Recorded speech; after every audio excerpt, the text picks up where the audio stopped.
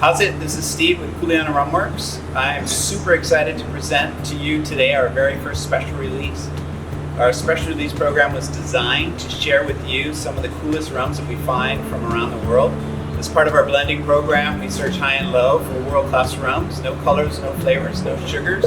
And when we find something that's super special, we make our blends with it. This particular one, we only found one barrel of, and it was this old dusty Jamaican barrel sitting in a corner for 11 years. For all you rum fans out there, you'll be familiar with the term hogo. Hogo is, again, talking about the dunder pits and the bacteria and the wild yeast that are used to ferment the rum. Again, similar to sourdough bread. Anybody who's made sourdough bread, what you do is you keep a little starter that you got from your friend, maybe it's 165 years old. You put it in a window of wherever you live, keep it at room temperature, and whatever wild yeast and bacteria are living in your house will then become part of this bread, and that's what gives it the flavor and character. It's exactly what the Jamaicans are doing when they do the hogo. And that's what makes this rum so special.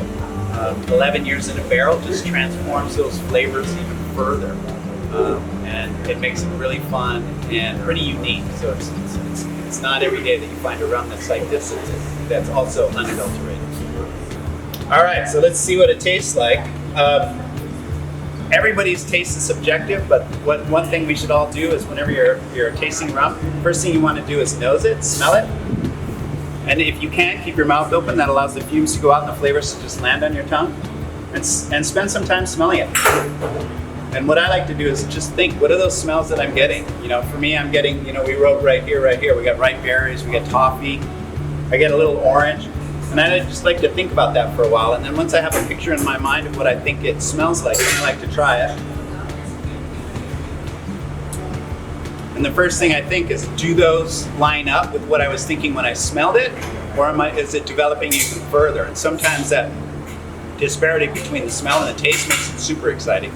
And then the last part we call the finish. And the finish is, what does it do in your mouth afterwards? Does it sort of build into this big crescendo? Does it just fall off a cliff? Is there something weird left over in your mouth and you're like, where did that come from? So for this, it's kind of phenomenal. It's a pretty light nose and it's kind of inviting. It smells very clean, and then you taste it, you get these layers and layers of crazy flavors. It's just delicious. And some of them you're just trying to figure out, where did that come from? And the finish is just beautiful. It just kind of keeps going for a while and then it just trails off and you're just sitting there wanting another sip. At least we are. So that's why we want to share it with you.